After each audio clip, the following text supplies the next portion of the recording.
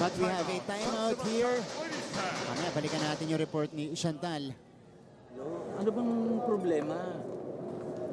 Todo-todo yung palo niya, ang baba ng abot niya sa bola. Nandun lang sa kamay ng blocker, paano lalampas yan? Kahit kayong pinakamalakas sa mundo, hindi naman tatangay ng lakas ng palo niya yung blocker Doon yung sa taas padaanin. Ikaw, diretso sa block. Ito, diretso sa net. Isang pa talaga papalo niya.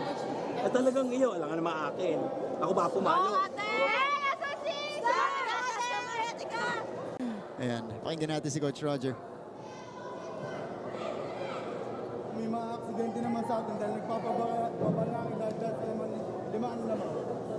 Di ba ka na mga aksidente tayo bukas magaling na agad, magaling na agad. Mayo ko.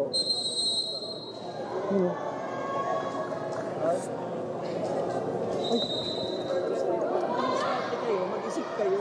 Hindi yung gusto. Papaano sa kasi sa inyo? That was the voice of Coach Kung Fu and the video of Coach Roger.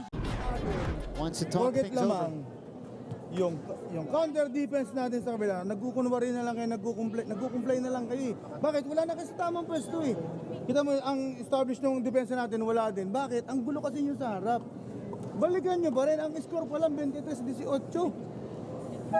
Walang natatapos sa 23. Tapusin nyo na maayos. I-close nyo yung block para yung depensa natin maayos. Aatake tayo, pwede ka magpa-play to. Go, go! Isa! Pwede! Play! Timeout. Huwag yung laruin na ano, ha? Alanganin eh, binibigyan natin ng pagkakataon si Bea, ang baba naman ng bola. Mababa, matuto din sa sitwasyon na gawin, papalay mo din na mababa. I-over mo lang muna, ibigay mo sa block, recover mo. Daki tayo, hoy. Baka, 24-20.